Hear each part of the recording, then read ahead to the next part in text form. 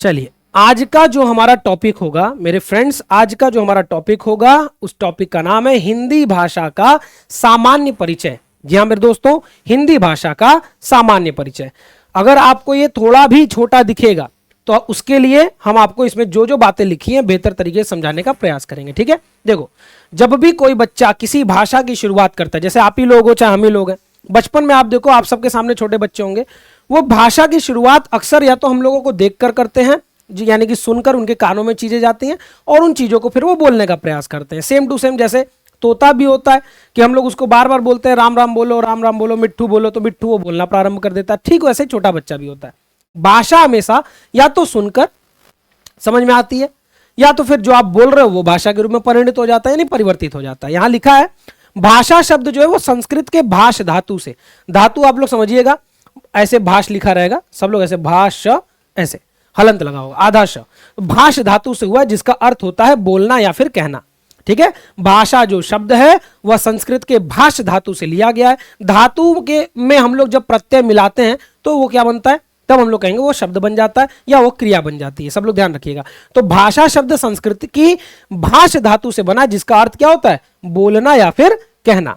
तो कामता प्रसाद गुरु जी जो कि हिंदी के बड़े ही देदीप्यमान सूर्य हैं, हिंदी के बड़े एक गुरु माने जाते हैं, उनके अनुसार कहा गया कि भाषा वह साधन है जिसके द्वारा मनुष्य अपने विचार दूसरों पर भली भांति प्रकट कर सकता है तथा दूसरे के विचारों को भली भांति समझ सकता है। भाई यहां पर मैं अगर बोल रहा हूं तो ये जो भाषा मेरी समय वर्तमान की हिंदी जो चल रही है, आधुनिक हिंदी, इस शब्द में आपको मैं बयां कर रहा हूं और आप लोगों की जो बोली मेरी है इस माइक के माध्यम से आप लोगों के कानों तक पहुंच रही है। और चूंकि मेरी ये जो बोली है ये आप लोग बचपन से सुन रहे हो, बोल रहे हो, तो आप इसको समझ भी पा रहे हो, है ना। तो भाषा इज द ओनली साधन, यानी जो लैंग्वेज है ये एकमात्र साधन है अपने मन और भावनाओं को दूसरों तक पहुंचाने का। जैसा अभी मैं आपको पहुंचा रहा हूं, आप मान लो अगर आपको एक क्लास नहीं पसंद आई, आप 4 टो गाली हमको दे दोगे, लेकिन यहां एक बात मजेदार है कि मैं आपको तो बोल सकता हूं, यहां पर चीजें समझा सकता हूं, आप मुझे अगर गाली देना चाहोगे तो आप दे नहीं पाओगे, आपको लिखना पड़ेगा। यानी भाषा के रूप अलग अलग होते हैं, कोई बोलने वाला होता है, कोई सांकेतिक होता है और तो कोई लिखित होता है।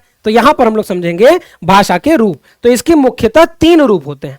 भाषा के मुख्यतः कितने रूप मेरे दोस्तों, 3 रूप होते हैं। पहला मौखिक भाषा जो मैं यहां पर प्रयोग कर रहा हूं, दूसरा लिखित भाषा जो आपको क्लास नहीं समझ में आया आप गाली दे दोगे, चाटो है, या फिर तारीफ भी कर दोगे, नेगेटिव ही क्यों रहे हम। लिखित भाषा में आप लोग बोलोगे। और सांकेतिक भाषा का अर्थ अगर हम लाइव हैं यहां पर और अचानक से कोई वहां पर आ गया तो और वो हमसे कोई बात कहना चाह रहा है और हम उसको कुछ बोलना नहीं चाहते, हम कहेंगे कि अरे माइक ऑन अगर बोल दिए तो बच्चे भी सुन लेंगे, हम तो उसको सांकेतिक भाषा का प्रयोग करेंगे कि अभी नहीं, 2 मिनट बाद। अब देखो मेरा हाथ तुमको यहां नहीं दिख रहा है, मैंने हाथ नीचे किया, मैंने कहा 2 मिनट बाद, 2 मिनट ऐसे करके 2 मिनट 5 मिनट ऐसे उसको हाथ दिखा दिया, बच्चों को यहां पर भी नहीं दिखा। यह है सांकेतिक भाषा। या बचपन में हम लोग जब जाते थे मेला में और एकदम फैल जाते थे कि मम्मी यही वाला खिलौना चाहिए, मम्मी आइसक्रीम खाना, मम्मी कचौड़ी खाना। अब बड़े हो गए तो पता चल गया वो सब खराब चीजें हैं, मेला में तो और खराब है। वही में 4 टो कुटकी आ रहा, घचा गच आलू का चपाचप उसमें लगता जा रहा है, आलू चप बन जा रहा है, हो वही में कुटकी भी खा रहे हैं हम लोग, वही में मच्छर भी खा रहे हैं। अभी तो ये पता है, बचपन में पता नहीं था। मम्मी लोग बस इशारा कर दे, अगर रिश्तेदार के गए हो, अगर वो पैसा पकड़ा दिए तो तुरंत मम्मी लोग इशारा करें। और मम्मी लोग सांकेतिक भाषा का प्रयोग करते कि ऐसे जैसे ही देखे मम्मी लोग को निकाल के पैसा की लो, तुम ही हकदार हो मम्मी, इसको ले लो। पापा जी आप, हालांकि पापा लोग तो कम इशाराबाजी करते हैं, हाँ पापा लोग करते थे जब उनको गुस्सा आता था। दाएं दाएं दाएं दाएं, लड़का घूम रहा है, लड़की खेल रहे हैं, इधर उधर कर रहे हैं, और जब अत हो गया वो तो पापा एक बार इसे खाली देखेंगे, और वो है सांकेतिक भाषा का प्रयोग। तो भैया भाषा के कितने स्वरूप, हम कहेंगे 3 स्वरूप, मौखिक, लिखित और सांकेतिक। इतना बात तो सबको पता होगा। अगला क्वेश्चन क्या है, अगला टॉपिक है कि मौखिक भाषा की सबसे जो छोटी इकाई होती है उसको ध्वनि कहते हैं, है ना। जैसे मैं यहां पर बोल रहा हूं, ये भाषा है, अब भाषा में मैंने एकदम छोटी इकाई पकड़ी, क ख च अ आ, ये सब क्या है, ध्वनियां हैं जो निकलती हैं और निकलकर इस आसमान में गायब हो जाती हैं। लेकिन अगर मैं यहां लिखूं, जैसे ये अ लिख दिए, अब यहां लिख दिए तो ये वर्ण हो गया, अक्षर हो गया, जिसको क्षरित नहीं किया जा सकता, जिसको हम लोग तोड़ नहीं सकते, है ना। लेकिन अगर हम कुछ बोल रहे हैं तो वो क्या है मेरे बच्चा, वो ध्वनि है, और ध्वनि संसार में गायब हो जाती है। मैं बोल रहा हूं, आप तक पहुंच रहा है, उसके बाद गायब। बात समझ रहे हो आप लोग। तो इस बात को समझिएगा कि मौखिक भाषा की सबसे छोटी इकाई क्या होती है, ध्वनि, और लिखित भाषा की सबसे छोटी इकाई वर्ण होती है। वर्ण को आप अक्षर भी कह सकते हो। तो अगर आप लिख दिए किसी चीज को तो क्या हो गया, लिखित भाषा का सबसे छोटा। अगर आप बोल दिए क अ च तो यह मौखिक भाषा का सबसे छोटा। सबको ये बात समझ में आई। सबको ये बातें समझ में आई कि बोलने वाला मौखिक भाषा वाला ध्वनि और लिखित भाषा वाला वर्ण या फिर अक्षर। आइए एक सही क्रम देख लेते हैं। सबसे पहले बच्चा जब छोटा रहता है तो ध्वनि ही सीखता है, ठीक है। सब लोग बोलता है मम्मा बोलो, पापा बोलो, पापा बोलो, तो वो बेचारा बोलना शुरू करता है आ मम मम। पानी को मम क्यों कहा गया? क्योंकि बच्चे ऐसे ही शुरुआत करते हैं, मम। उसको प्यास लगा, वो कुछ बोल ही नहीं पा रहा, बोला मम, तब से पानी का नाम मम रखा गया। मम्मम पीना है बाबू, मम्मम पीना, मम्मम हो गया। तो बच्चा ध्वनि सबसे पहले आती है। फिर वो बच्चा बड़ा होता है, स्कूल जाता है बेचारा। आजकल तो 2-2.5 साल के बच्चों को स्कूल भेज दिया जा रहा है, उसके नाम पे क्या कहते हैं उसको, प्री स्कूल के नाम पे, है ना। प्री स्कूल के नाम पे 2-2.5 साल के लगे छोटे छोटे, मतलब बड़ी क्यूट भी लगते हैं सब। जब वो ड्रेस पहनते हैं और छोटा सा बैग लेते हैं, छोटा सा बोतल, और वो लेकर चलते हैं, इतना क्यूट लगते हैं कि मन करता है रोक के पहले कम से कम 10 मिनट तक खिलाएं, फिर उसके बाद कहीं लड़कन जाए। लेकिन माता पिता देख लेंगे तो हमें को पूछने लगेंगे, कहेंगे बच्चा चोर है, दाढ़ी भी बढ़ाया हुआ है। बात समझ रहे आप लोग? तो भैया ध्वनि सबसे छोटा हो गया, और उससे बड़ा फिर क्या हुआ, वर्ण हुआ। अब वर्णों से मिलकर क्या बना, शब्द बना, शब्दों से मिलकर पद बना, पद से मिलकर वाक्य बना, और वाक्य से अन्विति बना। ये सभी क्या है, आप सभी लोगों को बेहतर तरीके से पता होंगे। चलिए बिल्कुल, है ना। अब आगे देखते हैं भारत की आर्य भाषाएं। यानी भारत में सबसे पहले तो हिंदी नहीं आया, आप सबको पता होगा। सर्वासामान्य आर्य भाषा जननी मन्यते, मतलब संस्कृत भाषा सर्वासामान्य भाषा जननी मन्यते। एक संस्कृत भाषा या महत्वम करके एक चैप्टर है क्लास 12th में, उसमें एक लाइन यहीं पर आता है, सर्वासामान्य भाषा, संस्कृत भाषा सर्वासामान्य भाषा जननी मन्यते। यानी सभी आर्य भाषाओं की जननी किसको माना गया है? आप कहोगे संस्कृत को। तो हम लोग भारतीय आर्य भाषा का अगर समय काल पढ़ें तो हम लोग ध्यान देंगे कि प्राचीन भारतीय आर्य भाषा का जो समय काल था वो 1500 बीसी से लेकर 500 बीसी तक था। सब लोग याद रखना, बीसी को ईसा पूर्व कहते हैं। 1500 बीसी बिफोर क्राइस्ट या फिर ईसा पूर्व से लेकर 500 बीसी तक क्या चला, 500 बीसी तक क्या चला, आप कहोगे प्राचीन भारतीय आर्य भाषा। फिर मध्यकालीन आएगा, फिर आधुनिक कालीन आएगा। इतना बात आप लोग याद रखना, लेकिन सब लोग सन जरूर याद रखना, पेपर में सन पूछता है। तो बच्चा 1500 बीसी से लेकर 500 बीसी, बीसी मतलब बिफोर क्राइस्ट, हिंदी में ईसा पूर्व। आजकल बीसी को बीसीई भी बोलते हैं, बिफोर कॉमन एरा। क्या बोलते हैं? Before common era. तो पहला यहां टॉपिक लिखा है प्राचीन भारतीय आर्य भाषा, जिसके अंदर 2 भाषाएं, एक वैदिक संस्कृत था, एक लौकिक संस्कृत। वैदिक मतलब वेद वाली संस्कृत, बाद में संसार में बोला जाने लगा तो लौकिक, लोक मतलब संसार, तो लौकिक संस्कृत। तो वैदिक संस्कृत का समय काल 1500 से लेकर 500 बीसी तक था, माफ कीजिएगा, ठीक है। सब लोग ध्यान रखिएगा, 1500 बीसी से लेकर 500 बीसी तक, ठीक है। अब इसमें वैदिक वाला 1500 से 800, 800 से 500, इसको आप लोग जोड़ लीजिएगा। उल्टा चलता है, इतना तो सबको पता होगा ना, इतना तो सबको पता होगा। फिर से देख लीजिए, प्राचीन भारतीय आर्य भाषा में 2 भाषाएं, एक वैदिक संस्कृत, एक लौकिक संस्कृत। प्राचीन भारतीय आर्य भाषा 1500 बीसी से लेकर चलता है 500 बीसी तक। इसमें 2 आते, वैदिक वाला चलता है 1500 से लेकर 800 बीसी तक, और लौकिक चलता है 800 से लेकर 300 बीसी तक। बीसी क्योंकि उल्टा हो रहा है इसीलिए उल्टा लिखा रहा है, सब लोग ध्यान रखिएगा।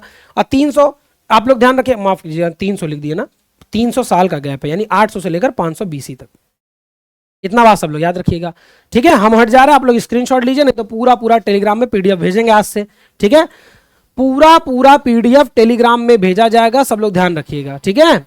इस वीडियो के डिस्क्रिप्शन में टेलीग्राम का लिंक है, पूरा पीडीएफ वहां पर जाएगा, आप सभी लोग जरूर से ज्वाइन कर लीजिएगा, ठीक है मेरे दोस्तों। चलो आओ, इतना आप लोगों को समझ में आया तो आगे बढ़ते हैं। फिर आता है मध्यकालीन।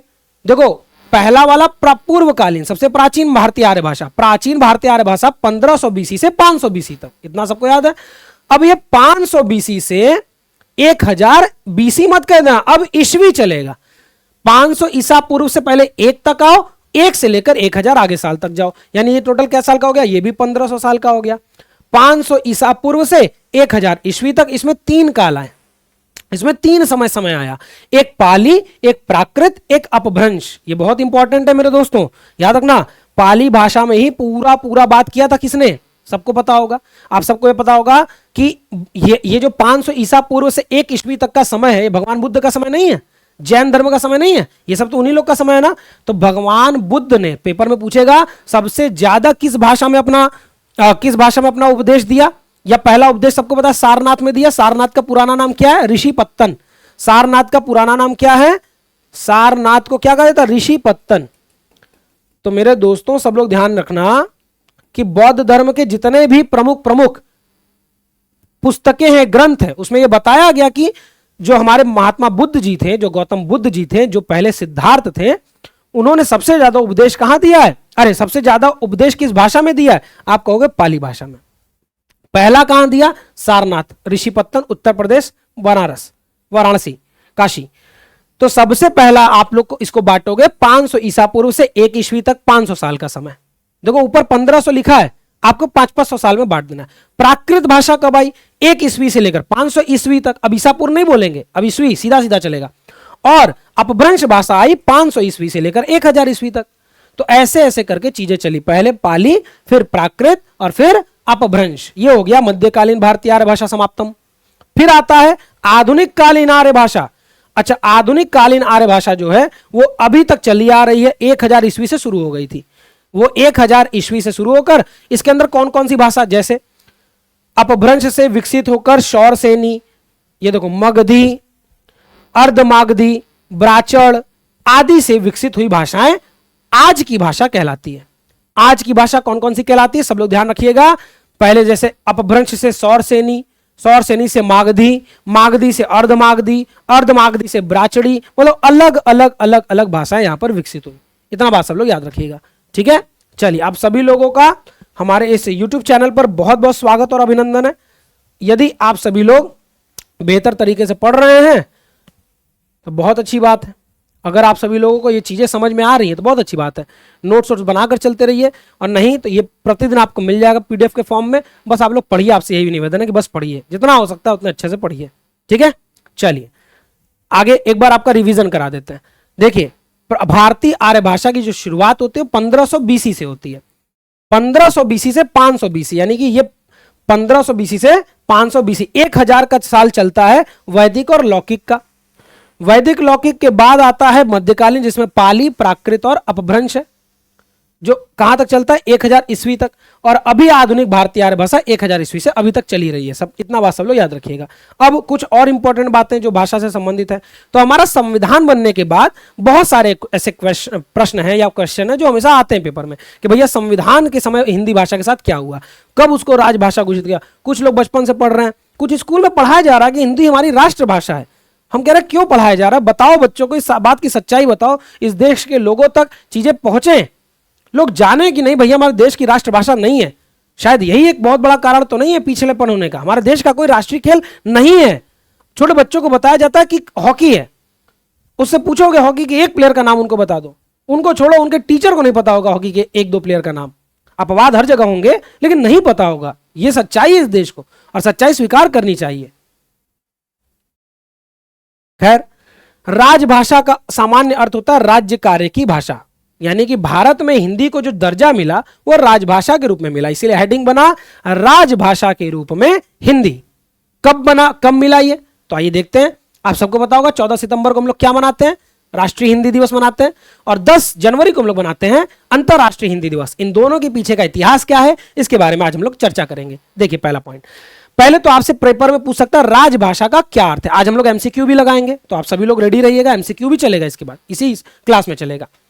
14 सितंबर 1949 हमारा संविधान कब शुरू हुआ था बनना? पहला बैठक हुआ था 9 दिसंबर 1946। सबको याद होगा ये, है ना? सभी मेरे प्यारे भाइयों बहनों को याद होगा, है ना? सभी मेरे छोटे भाई बहन, बड़े भाई जो भी है, सबको याद होगा, जरूर याद होगा। भारतीय संविधान में 14 सितंबर 1949 का दिन बड़ा ही महत्वपूर्ण है। क्यों? हिंदी को संविधान सभा द्वारा भारत की राजभाषा घोषित किया गया। मेरे दोस्तों, राष्ट्रभाषा नहीं, राजभाषा। कारण यही है कि हम लोग 14 सितंबर को प्रत्येक वर्ष हिंदी दिवस के रूप में मनाते हैं। कोई दिक्कत? हम लोग प्रत्येक वर्ष हिंदी दिवस के रूप में 14 सितंबर को मनाते हैं। कोई समस्या? सब लोग बताइएगा, कोई समस्या? हिंदी भाषा देवनागरी लिपि में लिखी जाती है। बच्चा बच्चा ये जानता होगा, बड़े भी ये मानते होंगे, हैं? सब लोग ध्यान दीजिएगा, सब लोग ध्यान दीजिएगा, मेरे बच्चा सब लोग यहाँ ध्यान दीजिएगा। हिंदी भाषा को देवनागरी लिपि में लिखा जाता है। देवनागरी को नागरी लिपि भी कहते हैं, और कहीं ना कहीं दक्षिण भारत में इसको नंदी नागरी भी कहते हैं। क्या कहते हैं? नंदी नागरी। दक्षिण भारत में देवनागरी, देखो पहले देवनागरी का एक और नाम, तो आप कहोगे नागरी। अगर कहीं पर पेपर में देवनागरी नहीं लिखा है हिंदी का लिपि और नागरी लिखा है तब भी चलेगा। और कहीं अगर पेपर में आ गया कि दक्षिण में क्या कहते हैं हिंदी को, अरे देवनागरी लिपि को, तो आप लोग क्या कहोगे नंदी। देखो नंदी नागरी, क्या कहते हैं नंदी नागरी। दक्षिण भारत में क्या लिखा हुआ नंदी नगरी लिखा है, इसको सही कर लेना सब लोग, नागरी कर देना, नंदी नागरी। ठीक है, नंदी नागरी। दक्षिण भारत में जो देवनागरी लिपि है उसको नंदी नागरी के नाम से जाना जाता है। चलो आगे देखा जाए मेरे दोस्तों, अगला क्वेश्चन, अगला टॉपिक, आर्टिकल नंबर 343। आप सबको पता होगा भारतीय संविधान में 343 से लेकर 351 तक भाषाओं के बारे में है, जो कि 8वीं अनुसूची के अंतर्गत आता है ना, 8th शेड्यूल के अंतर्गत आता है, ये तो सबको पता होगा। और 22 भाषाएं भी हम लोग पढ़ेंगे। अंतरराष्ट्रीय हिंदी सम्मेलन कब कब कहां हुआ ये भी पढ़ेंगे, बस धैर्य बना के इस क्लास को देखते रहिए आप लोग, ठीक है। अनुच्छेद 343 एक में क्या कहा गया, स्पष्ट रूप से कहा गया भारत की राजभाषा हिंदी और उसकी लिपि क्या होगी, देवनागरी। पेपर में आ सकता है। 343 एक के अनुसार, 343 क के अनुसार भारत में राजभाषा क्या होगी और उसकी लिपि क्या होगी। भारतीय संविधान का अनुच्छेद 343 2 के तहत, यानी कि एक में तो ये कहा है, अब भाई 343 का 2 पढ़ लेते हैं। प्रावधान किया गया संविधान के लागू होने के 15 वर्षों तक अंग्रेजी का भी प्रयोग यथावत जारी रहेगा, क्योंकि बहुत सारे ऐसे सेक्टर थे जिसमें अंग्रेजों ने हम भारतीयों को इस बात के लिए प्रेरित कर दिया था कि कहीं ना कहीं अंग्रेजी भाषा उनके भाषा से बेहतर भाषा, मतलब हमारे भाषा से। बात समझ रहे हैं। तो संविधान सभा के लोगों ने कहा कि अचानक से अगर हम लोग इंग्लिश को गायब कर दें तो नॉर्थ ईस्ट वाले, दक्षिण भारत वाले समस्याएं उत्पन्न हो जाएंगी, हिंदी समझता ही नहीं है कोई।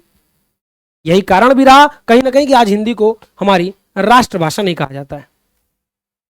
26 जनवरी 1950 को संविधान लागू होने के साथ भारत में राजभाषा नीति भी लागू हुई और इसके अंतर्गत भाग नंबर 17, अनुच्छेद नंबर 343 से 51 और अनुसूची 8वीं, शेड्यूल 8वां, मेरे बच्चा फिर से ध्यान रखना, पार्ट का मतलब भाग, तो भाग 17 के अनुसार, अनुसूची 8वीं के अनुसार और अनुच्छेद 343 से 351 के अनुसार 8वीं अनुसूची में 22 भाषाओं का उल्लेख है। कितने? 22 भाषाओं का उल्लेख है।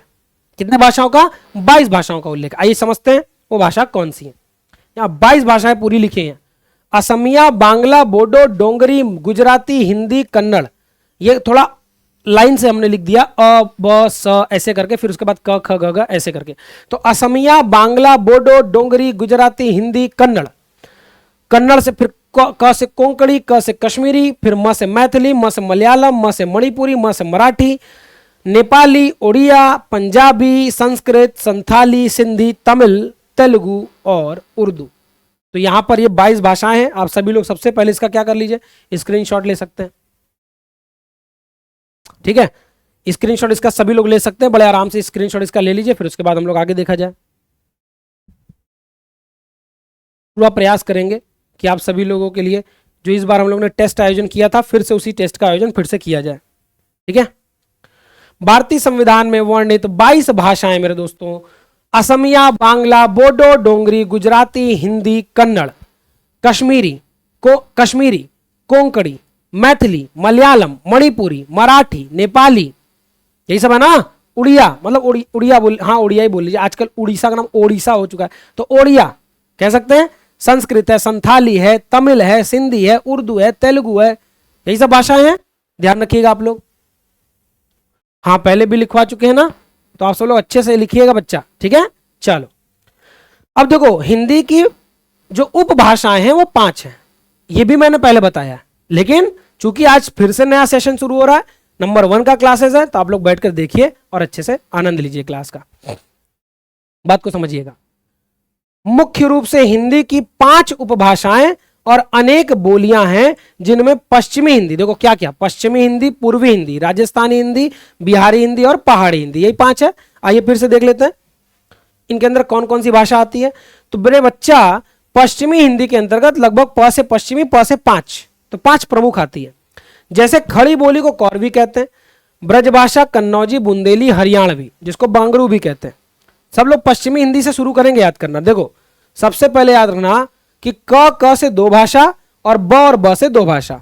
क से क्या सर, कौरवी और कन्नौजी, तो कौरवी कन्नौजी हो गई क। और कौरवी का ही नाम क्या है, खड़ी बोली है, तो याद रखना क के बाद ख आता है ऐसे।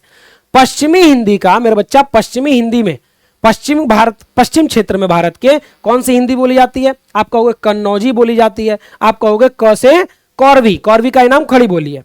उसके बाद ब्रज भाषा और बुंदेली, ब और ब, ब्रज भाषा और बुंदेली। एक को बचा हरियाणवी, जिसको हम लोग बांगरू भी कहते हैं। आप लोग को याद होगा 1966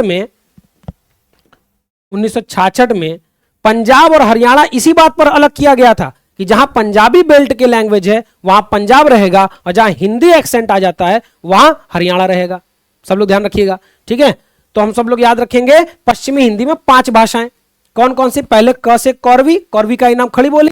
दूसरा क से, सब लोग जल्दी से कमेंट करिए, पहला कौरवी, दूसरा कन्नौजी, बुंदेली ब्रज भाषा, और आखिरी आप सबको पता होगा हरियाणवी। अब चलते हैं पूर्वी हिंदी पर।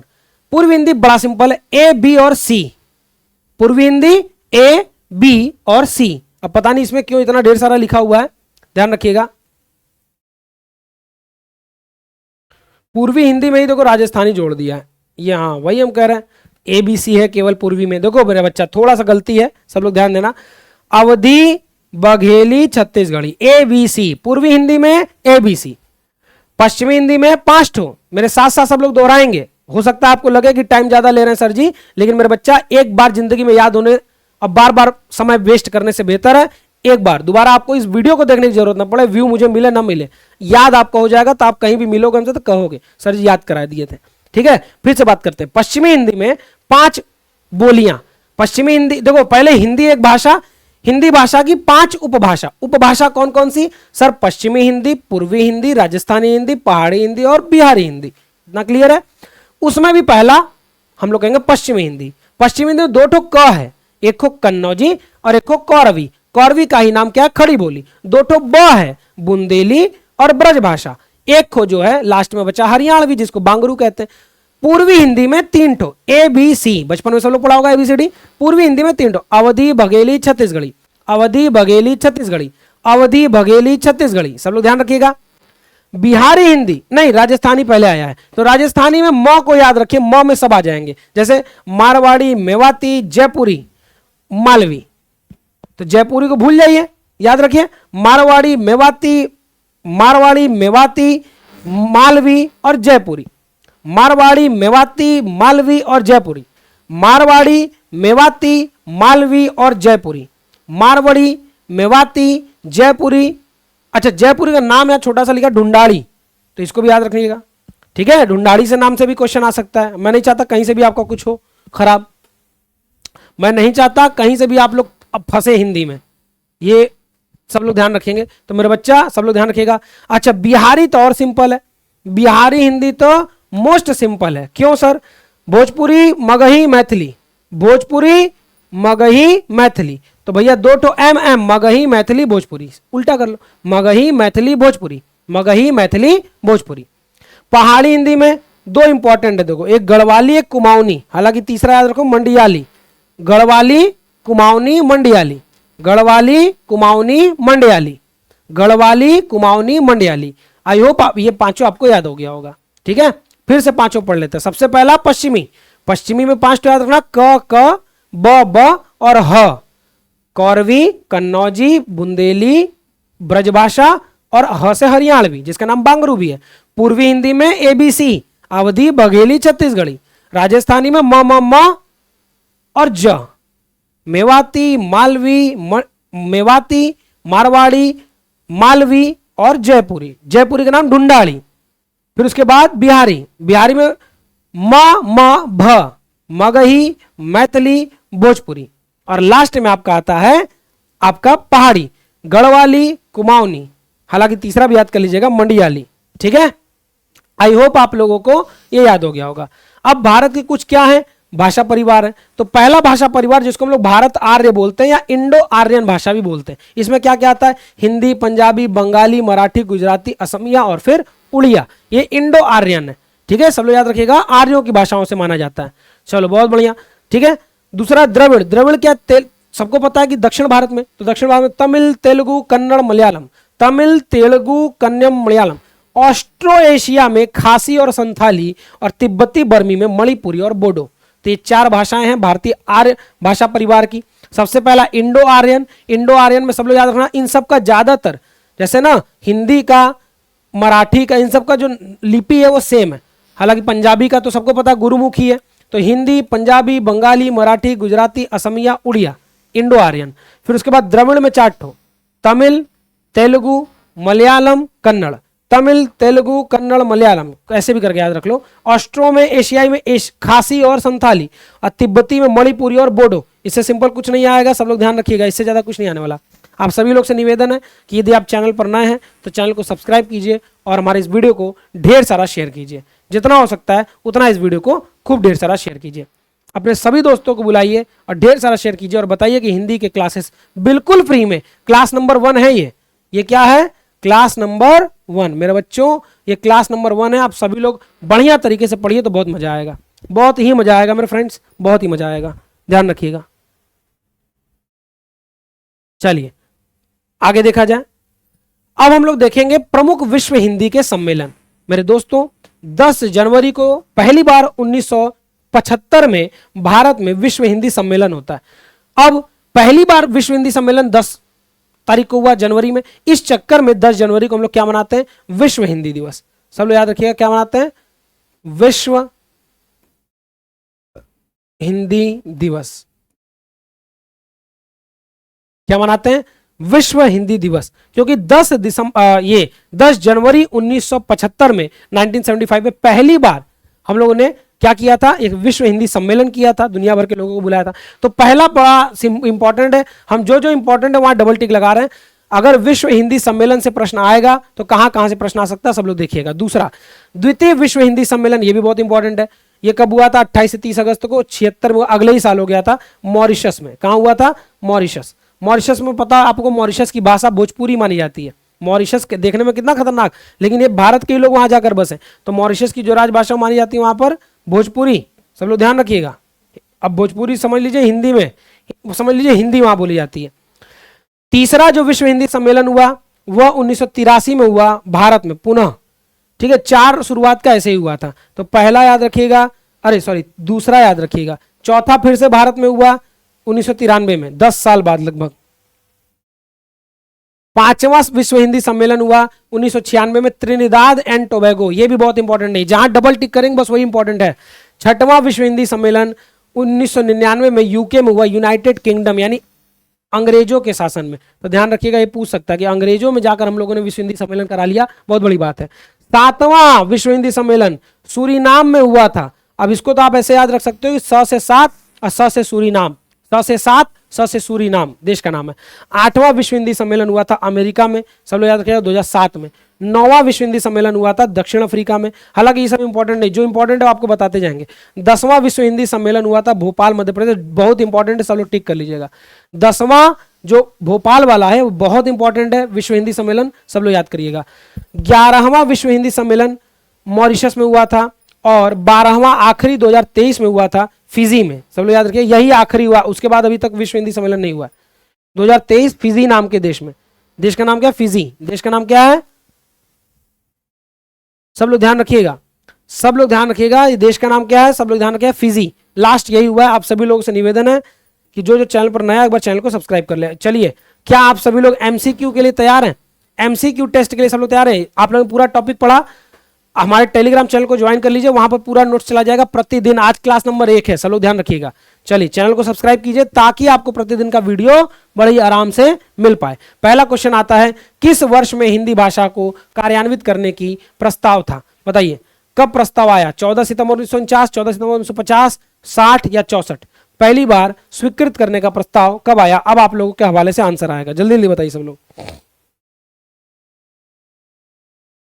सब लोग बताइए भाई।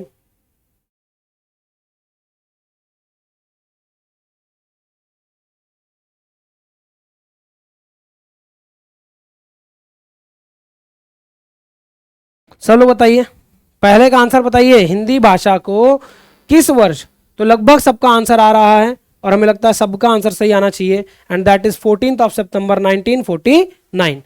14 सितंबर 1949 बिल्कुल सही जवाब है। इसीलिए इस दिन हम लोग क्या मनाते हैं? राष्ट्रीय हिंदी दिवस मनाते हैं। खैर, लिखने की आवश्यकता नहीं है। लिखा है, 14 सितंबर 1949 को, 14 सितंबर 1949 को, 14 सितंबर 1949 को। वेरी गुड, बहुत बढ़िया दोस्तों। भारतीय संविधान सभा ने हिंदी को भारत संघ की कौन सी भाषा का दर्जा दिया? लोक भाषा का, संपर्क भाषा का, राष्ट्रभाषा का कि राजभाषा का? उत्तर नंबर दूसरा का। क्वेश्चन नंबर, अरे उत्तर नंबर दूसरा, प्रश्न नंबर 2, जल्दी बताइए, सब लोग बताएंगे जल्दी। 14 सितंबर 1949 को भारतीय संविधान सभा ने हिंदी को भारत संघ में कौन सी भाषा का दर्जा दिया? तो हम लोग क्या कहेंगे, सब लोग बताइए जल्दी जल्दी। चलिए, खुश रहिए, मस्त रहिए, एकदम अच्छे सब लोग रहिए। बढ़िया, बिल्कुल सही आंसर, राजभाषा का दर्जा दिया। बिल्कुल सही बात है, राजभाषा का दर्जा दिया। तीसरा प्रश्न क्या कहता है, हिंदी दिवस किस तिथि को मनाया जाता है? अब अगर राष्ट्रीय आगे नहीं लिखा है, राष्ट्रीय आगे नहीं लिखा है और खाली हिंदी दिवस लिख दिया, तब भी आप राष्ट्रीय ही मानोगे, यानी 14 सितंबर मानोगे। यहां पर भी आंसर डी होगा। 14 क्या मानोगे मेरे दोस्तों? सितंबर ही मानोगे, 14 सितंबर ही मानोगे। ठीक है, चलो अगला क्वेश्चन देखते हैं, चौथा। हिंदी भाषा किस लिपि में लिखी जाती है? अच्छा क्वेश्चन है, सब लोग उत्तर देने का प्रयास करना। हिंदी भाषा किस लिपि में लिखी जाती है? चलिए सब लोग जल्दी से बताइएगा, हिंदी भाषा किस लिपि में लिखी जाती है? देवनागरी, ब्राह्मी, गुरुमुखी या फिर सौराष्ट्री? सब लोग बताइएगा, हिंदी भाषा किस विधि में लिखी जाती है? चलिए, सबका लगभग आंसर सही है। अगर लिपि पूछा जाए तो यहां पर देवनागरी। ठीक है, चलिए बहुत बढ़िया। चलिए अगला क्वेश्चन, सभी लोग खुश रहिए, सभी लोग मस्त रहिए, बढ़िया तरीके से जबरदस्त रहिए। हाँ चलिए बच्चा, कोई बात नहीं। अगला क्वेश्चन देखते हैं, पांचवा। निम्नलिखित में से गढ़वाली की उपबोली क्या है? गढ़वाली भाषा, अब जो पहले तो ये तुम लोग ध्यान रखो मेरे दोस्तों, पहले तो ये बात सब लोग याद रखिएगा कि गढ़वाली जो है वह क्या है। आप कहोगे पहाड़ी हिंदी संबंधित है। गढ़वाली किससे संबंधित है? आप कहोगे पहाड़ी हिंदी। थोड़ा सा दिमाग लगाओगे तो सब क्वेश्चन का आंसर बनेगा। अब यहां लिखा है 4 ऑप्शन है, खसपरजिया, पघाई, जोहारी या फिर लास्ट है सलानी। लास्ट है सलानी। सब लोग उत्तर देने का प्रयास करो पांचवा का। देखो, अगर आपसे कोई पूछा, हालांकि ये मैंने आपको नहीं बताया, आप भी कंफ्यूज हो गए कि सर ये तो बताया नहीं आप, तो बात सही है आपकी, हम नहीं बताएं। आप लोग याद रखिएगा, सलानी इसका सही जवाब है। लेकिन ठीक है, बोल रहा है उपबोली। एक बोलियां होती हैं, देखो सबसे पहले होता है भाषा, भाषा से बनता उपभाषा, उपभाषा से बनता है बोलियां, मतलब इसके अंतर्गत बनती क्या है, इसके अंतर्गत बोलियां, और बोलियों से बनता है उपबोलियां। तो चूंकि गढ़वाली क्या उपबोली, अरे ये बोली है, तो बोली से मिलकर क्या बनता है? उपबोली। ठीक है, उसके नीचे कौन होता है? तो सबका आंसर क्या होगा? सलानी होगा। छठवां देखिए क्या लिखा है, छठवां क्वेश्चन लिखा है, सब लोग ध्यान देगा। संविधान के आर्टिकल नंबर 344 के ए में भारत के राष्ट्रपति ने राजभाषा आयोग का गठन कब किया था? अरे बाप रे, यहाँ 2 ही ऑप्शन है, कब किया था भैया? 3 ऑप्शन हम जोड़ देते हैं, तीसरा चौथा हम जोड़ देते हैं। ठीक है, सी और डी। ठीक है, हम लोग जोड़ देते हैं 1975 और फिर जोड़ते हैं 1991। चलिए उत्तर दिए सब लोग। क्वेश्चन नंबर 6 का, क्वेश्चन नंबर 6 का सब लोग उत्तर दीजिए। क्वेश्चन नंबर 6 का सब लोग उत्तर दीजिए। क्या बात है, बहुत शानदार, वेरी गुड दोस्तों।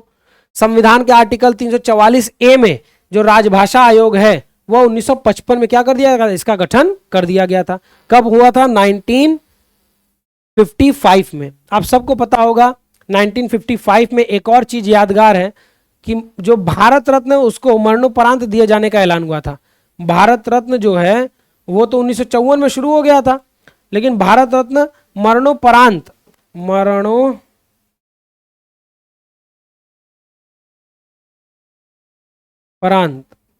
सब लोग याद रखिएगा, मरणोपरांत दिया जाने लगा था 1955 में। ठीक है, 1960 के दशक में क्या हुआ? आप सबको पता होगा,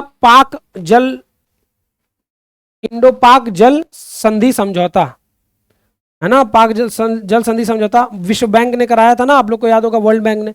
75 में क्या हुआ था? तो 75 में आपातकाल लगा था, इमरजेंसी। और 91 में हुआ था न्यू इकोनॉमिक पॉलिसी आई थी। और वर्ल्ड लेवल पर अगर देखा जाए तो यूएसएसआर का विघटन हुआ था, USSR. United Soviet socialist Republican का क्या हो गया था, मतलब टुकड़ा हो गया था और 15 देशों में ये बढ़ गया, जिसमें सबसे प्रमुख देश बना रसिया, सबको पता होगा, है ना। चलिए बहुत बढ़िया। हाँ, अगर कोई आपसे पूछे कि सबसे पहले किसको मिला, तो आप लोग कहोगे मरणोपरांत सबसे पहले किसको मिला, लाल बहादुर शास्त्री जी को मिला। एक बात आप सभी लोगों से निवेदन है कि एक बार जल्दी से जनसंख्या बढ़ाइए। इस वीडियो को अगर अच्छा लग रहा है और आने वाले समय में आपके लिए मददगार हो सकता है, तो आप लोग इसको ढेर सारा क्या करिए, शेयर कर दीजिए, ठीक है, सभी लोगों से। चलिए 7वां प्रश्न है, भारत का कौन सा कौशल सबसे पहले बच्चा सीखता है, मतलब भारत में कौन सा बच्चा सबसे पहले क्या सीखता है, लिखना, पढ़ना, सुनना, समझना कि बोलना, सब लोग बताइएगा। सबसे पहले बच्चा पढ़ना कैसे सीख सकता है, तो यहां तो ये गलत है। लिखना कैसे सीखता, गलत है। अब दो बातें हैं, या तो सुनना और समझना शुरू करता होगा, या तो बोलना। तो आप लोग के दिमाग में देखिए क्या आता है आंसर, 7वें का आंसर बताइए। चलो बहुत बढ़िया, बहुत शानदार आप लोग आंसर दे रहे हो। जाहिर सी बात है, बोलेगा कैसे, सबसे पहले पहले छोटा रहता है, हम लोग उसको हंसाने का प्रयास करते हैं, बाबू भैया इसी से कहते हैं, तब जाके वो क्या करता है, रिएक्ट करता है। जब सुनता है हम लोगों को, ऐसे हम लोग बोल दिए, ऐसे बोल दिए, अलग अलग तरीके से बच्चों को हम लोग मनाते हैं ना, बस वही बात है। 8वां, हिंदी की उपभाषाओं की संख्या कितनी है मेरा बच्चा, हिंदी, उसके बाद 5 इसकी उपभाषाएं, पश्चिमी हिंदी, पूर्वी हिंदी, बिहारी हिंदी, पहाड़ी हिंदी और राजस्थानी हिंदी। सब लोग को ये बात का पता होगा। तो 8वां का क्वेश्चन तो हम आप लोग के लिए वेट भी नहीं करेंगे आपके आंसर देने का, फटाक से आंसर लगा के आगे बढ़ जाएंगे। कोई समस्या, चलिए बढ़िया बढ़िया, अगले क्वेश्चन की ओर देखते हैं। अगर आप चैनल पर नए हैं तो एक बार जल्दी से हमारे चैनल को सब्सक्राइब अवश्य करें, और अगर आपने अभी तक हमारा एप्लीकेशन नहीं डाउनलोड किया तो हमारे एप्लीकेशन को जरूर डाउनलोड कर लें, ठीक है। चलिए, इस कमेंट में उसका पिन लगा हुआ है, हम इस कमेंट, लाइव कमेंट में क्या लगा हुआ है, पिन लगा हुआ है हमारे एप्लीकेशन का, उसको आप सभी लोग डाउनलोड जरूर कर लीजिएगा। अगला क्वेश्चन देखते हैं, 9वां क्वेश्चन कहता है, देवनागरी लिपि का सर्वप्रथम प्रयोग कहाँ हुआ था। तो देवनागरी लिपि का अपभ्रंश साहित्य में, जयभट्ट के शिलालेख में, पाणिनिकृत अष्टाध्यायी में, या अमीर खुसरो की पुस्तक में। सब लोग उत्तर देने का प्रयास कीजिए, सभी लोग उत्तर देने का प्रयास कीजिए, जल्दी जल्दी।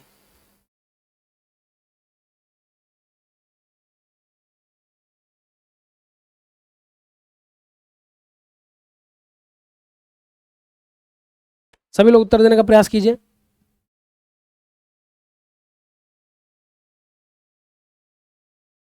चलिए बहुत शानदार, सही आंसर है जयभट्ट के शिलालेख में।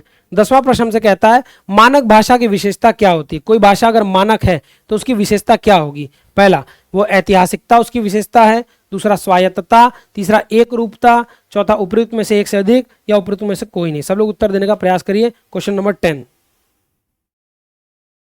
जितनी बार तुम इस क्वेश्चन को अगर गूगल से भी पूछोगे तो गूगल कभी कहेगा ऐतिहासिकता, कभी कहेगा एक रूपता, कभी कहेगा स्वायत्तता। मेरे हिसाब से एक से अधिक इसका आंसर हो सकता है, क्योंकि ये सभी चीजें जरूरी हैं कोई भी मानक स्टैंडर्ड लैंग्वेज के लिए, कोई भी मानक भाषा के लिए, है ना। चलिए बहुत बढ़िया, बहुत शानदार, बहुत शानदार मेरे दोस्तों। 11वां प्रश्न कहता है, भारत के संविधान के डैश में हिंदी को भारत की राजभाषा बताया गया। तो किस डैश में, 132, 13, 43, 1, 272, 1। सब लोग जानेगा, अभी मैंने पीछे बताया, आज ही के क्लास में बताया। सब लोग बताइए जल्दी से, सब लोग बताइए। 11वां का आंसर बताइए, 11वां का आंसर बताइए सब लोग, जल्दी जल्दी। चलिए बहुत शानदार, बहुत शानदार, बहुत शानदार, गुड।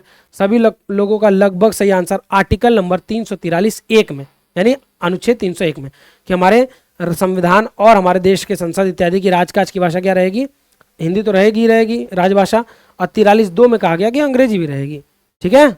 चलिए आगे देखते हैं। 12वां क्वेश्चन कहता है, ब्राह्मी से किस लिपि की उत्पत्ति हुई है, यानी ब्राह्मी लिपि से किस लिपि की उत्पत्ति हुई है। कैथी की, खरोष्टी की, देवनागरी की, गुरुमुखी की। सब लोग उत्तर देने का प्रयास कीजिएगा। तो हम लोग जानते हैं पहले ब्राह्मी लिपि थी, बाद में देवनागरी लिपि आई। पहले ब्राह्मी लिपि थी और बाद में क्या आई, देवनागरी लिपि आई। आप सभी लोग से निवेदन है कि जल्दी जल्दी इस वीडियो को लाइक करके अपने सभी दोस्तों को शेयर अवश्य करें।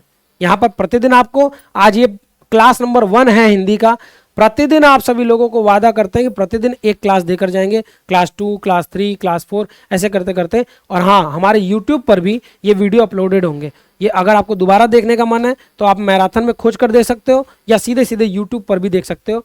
आज रात 8 बजे तक, आज रात 8 बजे तक, आज रात 8 बजे तक इस वीडियो को पोस्ट भी कर दिया जाएगा, ठीक है, ध्यान रखिएगा। पोस्ट भी कर दिया जाएगा, आप लोग वहां जाकर देख सकते हो। अगला क्वेश्चन की ओर चलते हैं, 13वां क्वेश्चन। हिंदी को विकास प्रदान करने वाली भाषा कौन सी है? हिंदी को किसने विकास प्रदान किया? पहला पाली भाषा ने, दूसरा अपभ्रंश भाषा ने, तीसरा प्राकृत भाषा ने और चौथा संस्कृत भाषा ने। तो हम लोग देखो, जो क्रम हम लोग को याद है उसमें अपभ्रंश सबसे आखिरी में आता है और अपभ्रंश ने बड़ा प्रभावित किया हिंदी को, सब लोग ध्यान रखिएगा। हालांकि अपभ्रंश के बाद अवहट्ट भी आता है, लेकिन अवहट्ट का उतना मान नहीं, उतना वैल्यू नहीं है। अवहट्ट का उतना वैल्यू या मान नहीं है। चलिए आगे देखा जाए, अगले क्वेश्चन की ओर चला जाए। चलिए अगले क्वेश्चन की ओर चला जाए। 14वां क्वेश्चन कहता है बिहारी हिंदी का विकास निम्न में से किस भाषा से हुआ? बिहारी हिंदी का विकास, मैंने बताया ना बिहारी हिंदी का विकास किससे किससे हुआ। अच्छा, आप लोग पढ़े होंगे मगध का क्षेत्र पढ़े होंगे ना, आप लोग मगध का क्षेत्र पढ़े होंगे, सब लोग पढ़ा होगा। तो मेरे बच्चा ध्यान रखना, हिंदी अपभ्रंश से हुई और बिहारी जो है वो मागधी से। मगध वाला साम्राज्य था ना, तो आप लोग इसको टिक लगा दोगे, मागधी अपभ्रंश। क्या बनाओगे? मागधी अपभ्रंश। चलिए ध्यान रखिएगा, आगे देखा जाए, अगले क्वेश्चन की ओर चला जाए। अगला क्वेश्चन देखा जाए मेरे दोस्तों। अगला क्वेश्चन 15वां क्वेश्चन कहता है हिंदी की मूल उत्पत्ति किसे से मानी जाती है? मागधी अपभ्रंश से, सौरसेनी से, अर्धमागधी से या खस अपभ्रंश से? अभी हम लोग पीछे बात किए, अभी हम लोग पीछे इस नंबर के बारे में बात किए, सब लोग बताइएगा। पेपर में क्वेश्चन आ सकता है। सौरसेनी अपभ्रंश याद रखिएगा, जो हिंदी की मूल उत्पत्ति हुई है वो किससे हुई है? सौरसेनी अपभ्रंश से। सब लोग ध्यान रखेंगे, किससे हुई है? सौरसेनी अपभ्रंश से। हाँ बिल्कुल सही। चलिए अगला क्वेश्चन देखा जाए। 16वां क्वेश्चन है वाराणसी, गोरखपुर और आरा, इन सब के मध्य कौन सी भाषा बोली जाती है? भोजपुरी, कौरवी, मैथिली या फिर अवधी? बताइए, भोजपुरी, मैथिली, गोरखपुर हो गया, वाराणसी हो गया और आरा हो गया। आरा में कारा।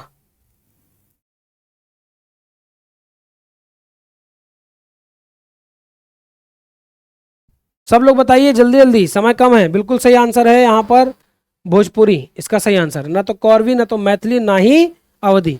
ठीक है, ध्यान रखिएगा। ब्रजभाषा का केंद्रीय क्षेत्र क्या है? बच्चा बच्चा जानता होगा। अभई तो अतई थे, अभई चले गई बाजार में। हाँ, कहीं के घर जाके किसी से पूछो कि भैया कहाँ मालिक? अरे अभई तो अतई थे, अभी चले गए बाजार में। तो ये है भोजपुरी। अरे ये है, माफ कीजिएगा, माफ कीजिएगा, बहुत बहुत माफ कीजिएगा, ये ब्रजभाषा टाइप का कि उधो कि भेजे मन भावन के, उधव के आवन की, सुधि ब्रज गावन में जावन जबाएं लगी। और कहे रत्ना कर गुआलन की, झौरी झौरी दौरी दौरी नंद पौरी आवन सबएं लगी।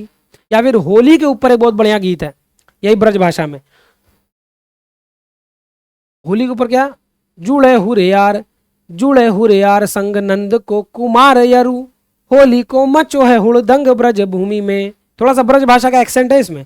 जुड़े हुरे यार संग नंद को कुमार यरु, नंद कुमार और सब लोग, यानी हमारे नंद जी के राजा, नंद जी के कुमार यानी बेटे, कौन? कृष्ण जी। जुड़े हुरे यार संग नंद को कुमार यरु, होली को मचो है हुड़दंग ब्रज भूमि में। ठुमका लगाए को, मुखड़ा पुताए को, चहु दिशी बाजत मृदंग ब्रज भूमि में। मृदंग बज रहा चारों तरफ। पुआ पुरवायो घाघरों ने पट पट छीन, पट मतलब कपड़ा, कपड़ा पड़ा फाड़ रहे, छीन रहे लोग। पुआ पुरवायो घाघरों ने पट पट छीन, सांवरों की ओर ही लगी तंग ब्रज भूमि में। और फिर आखिरी लाइन में क्या आता है? मदन महीप की, मदन महीप मतलब हमारे कृष्ण जी का बारात निकल रहा है, ऐसा सब कर रहे हैं वहां ढोंग। मदन महीप की बारात में जयकारे पीरे, कोई काला है कोई पीला है। मदन महीप की बारात में जयकारे पीरे, लोक लज्जा छाड़ भय नंग ब्रज भूमि में। तो ये है भैया ब्रज भाषा, ध्यान रखिएगा, मथुरा के आसपास के बेल्ट की भाषा है। 18वां कहा जाता है कि नागरी लिपि को दक्षिण भारत में क्या कहा गया? सब लोग बताइएगा, नागरी लिपि को दक्षिण भारत में क्या कहा जाता है? अभी हम लोग पढ़ाए थे, नंदी लिपि या नंदी नागरी, पहाड़ी नागरी, दक्षिणी नागरी, पर्वत नागरी। 18वां का सब लोग उत्तर दीजिए, सब लोग जल्दी जल्दी। चलिए चलिए आगे देखा जाए। बहुत बढ़िया, नंदी नागरी इज द राइट आंसर। चलिए बहुत बहुत धन्यवाद आप सभी लोगों का। चलिए अगला क्वेश्चन देखा जाए, 19वां क्वेश्चन कहता है मथुरा, आगरा, धौलपुर, क्या क्या, मथुरा, आगरा, धौलपुर, ग्वालियर, इन क्षेत्र में कौन कौन सी बोली, कौन कौन नहीं है, कौन सी बोली, तो बांगरू, खड़ी बोली, ब्रजभाषा, अवधी, सब बताइएगा जल्दी से। अब जहां मथुरा आ गया वहां आप कुछ कह ही नहीं सकते, जहां अवध आ जाए अयोध्या टाइप का, वहां अवध हो जाएगा कि अवध में राम आए हैं, है ना, तो भैया इसका हो जाएगा ब्रजभाषा। ठीक है, ध्यान रखिएगा। होली आने दीजिए, होली पर आप लोग को एक गीत सुनाएंगे। चलिए सब लोग ध्यान रखिएगा।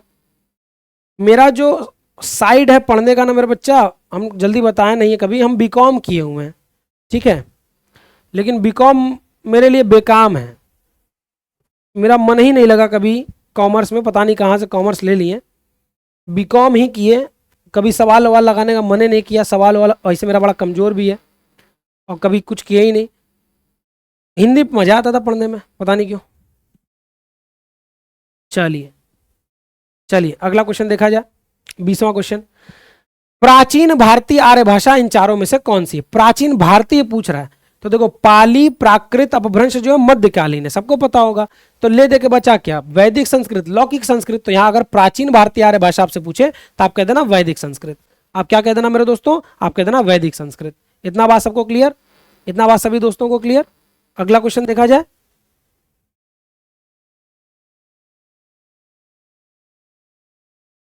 आगे देखा जाए। हाँ चलिए ध्यान दीजिएगा, दिए गए विकल्पों में से द्रविड़ भाषा परिवार की भाषा कौन सी है?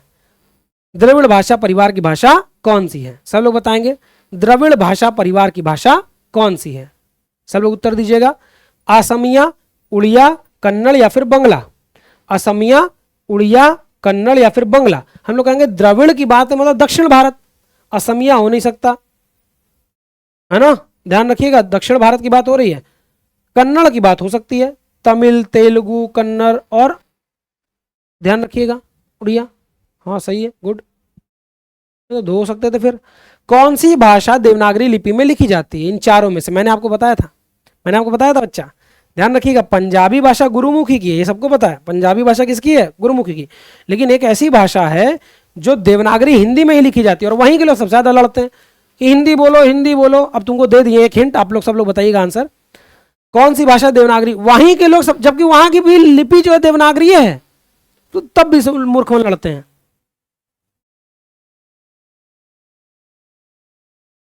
चलिए बढ़िया, सब लोग एक बार जल्दी जल्दी हमारे इस वीडियो को लाइक कर शेयर कर दीजिए अपने दोस्तों को, और चैनल पर नए है तो चैनल को सब्सक्राइब कर लीजिए। ध्यान दीजिएगा, उड़िया, मराठी, गुजराती, पंजाबी, तो आप लोग कहोगे मैंने अभी आपको एक दिया ना हिंट कि वहीं के लोग सबसे ज्यादा लड़ते हैं कि हिंदी मत बोलो, हिंदी मत बोलो, मराठी बोलो। भैया कोई भाषा खराब नहीं होती, भाषा तो संपर्क की भाषा है। मनुष्य ने हर चीज को खराब कर दिया, धर्म कोई खराब नहीं था, खराब कर दिया, भाषा कोई खराब नहीं थी, खराब मान लिया, मतलब एक दूसरे से नफरत हो गई ना। अगर आप ऐसे लड़ोगे, जबरदस्ती किसी से कुछ बुलवाओगे तो नफरत होने लगी, फिर नफरत होने लगेगी लोगों में, होने लगी, क्या होने लगेगी, धीरे धीरे समाज में ऐसा हो जाएगा। ठीक है बच्चा, समझ रहे आप लोग इस बात को? तो ऐसा ही चलन है समाज में, क्या करेंगे। तो मराठी की जो भाषा है वो देवनागरी लिपि में है। मला जाऊ दे, मला माहिती नाही, जाऊ दे भाऊ, आजा बसा बसा बसा, बसा मतलब बैठा। बहुत थोड़ी बहुत तो हम लोग को भी आती है, लेकिन अगर आप जबरदस्ती कहोगे कि नहीं इसी भाषा में बोलो, तब तो सामने वाले के अंदर भी तो एटीट्यूड है। आज वहां पर है तो कह देंगे ठीक है बोल दे रहे हैं, लेकिन बाहर रहेंगे कह देंगे नहीं बोलेंगे, जो उखाड़ना उखाड़ लो। ब्रजभूषण सिंह जी कह दिए कि आओ उद्धव ठाकरे आओ उत्तर प्रदेश में आओ, तो तुम लोग बताएं आओ उत्तर प्रदेश में बोलो। तो भाई ऐसे फिर क्या होता है, दो बेल्ट में लड़ाई होती है। बेल्ट समझते हैं आप लोग, दो क्षेत्र में, फिर क्षेत्रवाद उत्पन्न हो जाता है। जहां हम लोग शुरुआत किए थे धर्मवाद से, हमारे देश में लड़ाई का कोई वही नहीं है। धर्म में हम लोग एक हुए कि सब लोग सब भारतीय, तो ये हो गया क्षेत्रवाद, हमारा क्षेत्र, हमारी भाषा। उसके बाद फिर जातिवाद, कुछ नहीं बचा तो जातिवाद, ब्राह्मण, क्षत्रिय, वैश्य, शूद्र। अरे मनुष्य को लड़ना किसी भी टॉपिक पर लड़ लेगा। चलो आगे देखा जाए, 23वां क्वेश्चन, लिपि किसे कहते हैं मेरा बच्चा? लिपि का अर्थ क्या होता है, सब लोग बताइएगा। लिपि का क्या अर्थ है?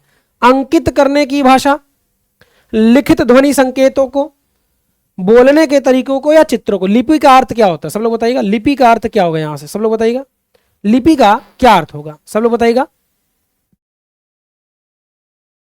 चलो बताइएगा लिपि का क्या अर्थ होता है मेरा बच्चा, जल्दी जल्दी।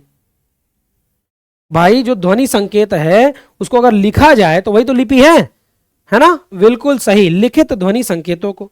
अगला क्वेश्चन, महत्वपूर्ण कृति है कृष्णायन उत्तर प्रदेश की बोलियों में से किस बोली में लिखी गई है? सब लोग उत्तर देने का प्रयास कीजिएगा जल्दी से। कृष्णायन जो है वो उत्तर प्रदेश के किस बोली में लिखी गई है? अवधी, ब्रज, बघेली या फिर खड़ी बोली? सब लोग बताइएगा, सब लोग जल्दी जल्दी बताइएगा।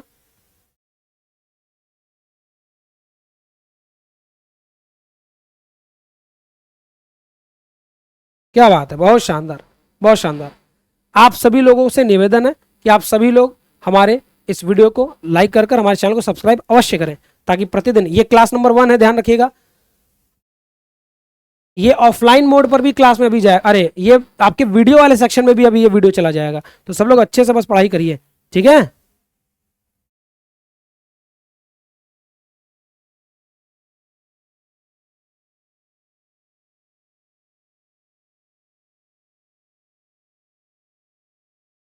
अगला क्वेश्चन देखा जाए, कृष्णायन जो है वो अवधि भाषा में, पहले तो ये याद रख लीजिएगा, ठीक है। सब लोग ध्यान रखिएगा, कृष्णायन समझ के सी मत लगाइएगा, ध्यान रखिएगा।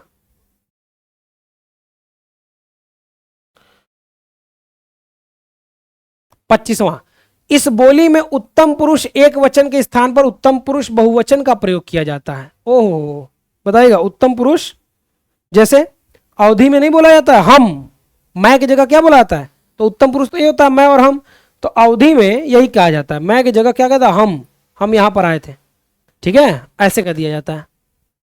चलो आगे देखा जाए,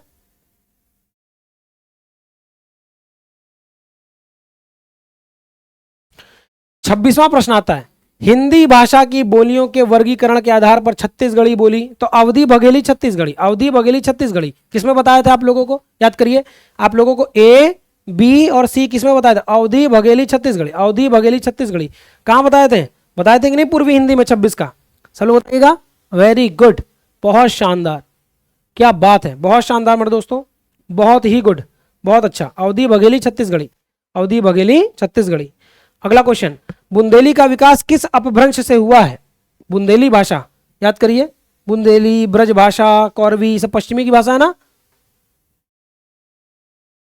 खड़ी बोली में भी तो हम बोलते हैं, खड़ी बोली अवधि के बाद उत्पन्न होने वाली भाषा बन गई, है ना। खड़ी बोली जो कौरवी भाषा है वो आते आते मिक्सअप भाषाओं में एक हो गई, फिर खड़ी बोली का विकास हुआ, नहीं तो पहले अवधि था, और अवधि में हम बोलना शुरू किया गया था सबसे पहले, मतलब शुरुआत अवधि में ही हुई थी। आप लोग पिक्चर उक्चर में अक्सर देखते होंगे, आप लोग पिक्चर उक्चर में अक्सर देखते होंगे कि अगर उनको दिखाना है कि कोई लड़का अवध के आसपास के क्षेत्र का है या बनारस उनारस के आसपास का है, तो आपको दिखता है कि वहां क्या बोला जा रहा है? हम बोला जा रहा है।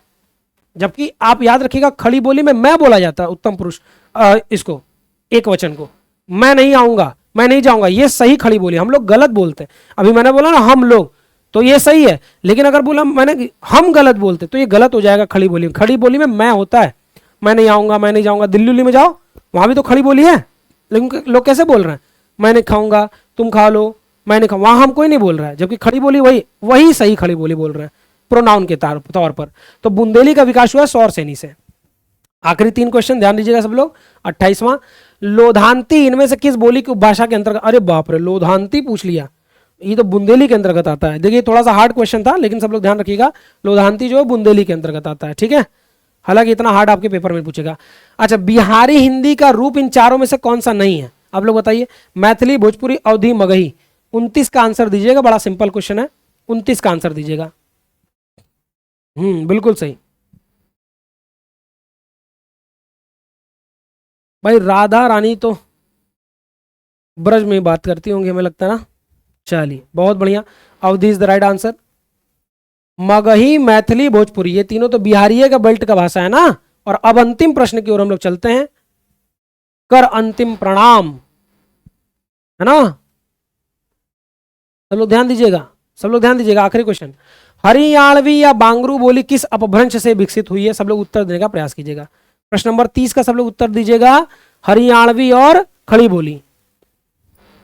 चलो बताइएगा, पश्चिमोत्तरी शौरसेनी उपभ्रंश से, नागर अपभ्रंश, अर्धमागधी, मगधी। सब लोग याद करो, पश्चिमी में हरियाणवी था ना, पश्चिमी में हरियाणी था, पश्चिमी में 2 ठो क था, 2 ठो ब था, ब्रजभाषा, बुंदेली, कन्नौजी, कौरवी, और आखिरी कौन सा था? बांगरू, बंगरू या हरियाणवी? तो भैया पश्चिमोत्तरी शौरसेनी अपभ्रंश। ये था हम लोग का अंतिम प्रश्न। ठीक है, ये था आज का हम लोगों का अंतिम प्रश्न। कल हम लोग चलेंगे दूसरे पार्ट नंबर 2 यानी क्लास नंबर 2 पर, जहां पर हम आप लोगों को क्या सिखाने वाले हैं। तो क्लास नंबर 2 में हम आप लोगों को वर्णमाला पढ़ाएंगे।